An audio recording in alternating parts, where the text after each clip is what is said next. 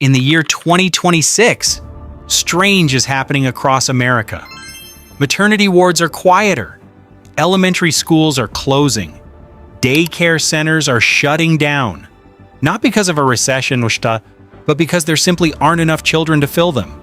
For the first time in modern history, America's birth rate has fallen to a level that experts call a slow-motion crisis. This is not just a story about babies. This is a story about money, technology, and the future of an entire nation.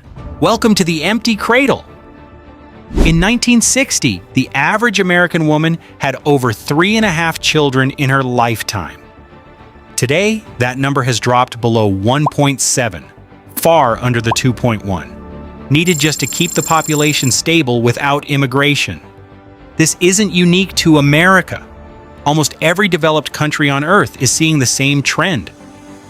Japan, South Korea, Italy, Germany, even China. For decades, the US was the exception. Immigration and slightly higher birth rates kept the population growing steadily. Now, even that cushion is disappearing. One theory making headlines comes from economists studying the link between smartphones and birth rates. Smartphones changed how we spend our time, our money, and our attention. Dating became digital, and somehow harder.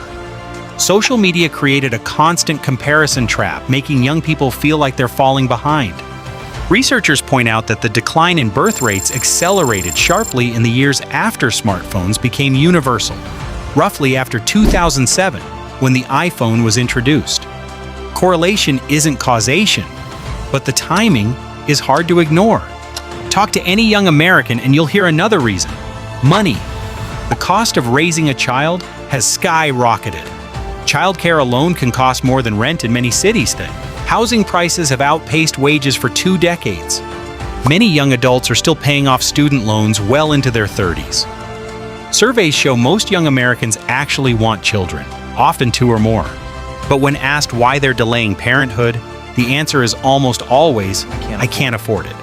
It's not that people stopped wanting families, it's that the system stopped supporting them. Fewer children today means a very different America tomorrow. Fewer workers means a shrinking tax base and trouble for programs like Social Security and Medicare, which depend on a growing population to support a growing number of retirees. Some economists call this a demographic time bomb. Fewer young people at the bottom supporting more and more elderly people at the top. School districts across the country are already merging or closing due to low enrollment. This isn't a problem for 2100, it's already here. So, is there a way out? Some countries have tried cash bonuses, extended parental leave, subsidized childcare. The results have been mixed at best. Hungary, South Korea, and Japan all tried aggressive policies, and birth rates barely moved. Other experts argue the fix isn't financials, it's cultural, rebuilding communities, reducing social media comparisons, and making family life feel achievable again, not a luxury for the wealthy. No single policy will fix this alone, and the clock is ticking. The empty cradle did not happen by accident.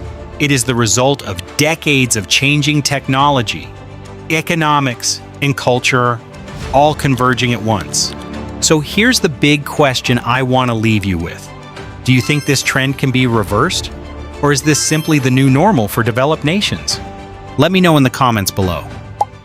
If you found this video interesting, make sure to subscribe.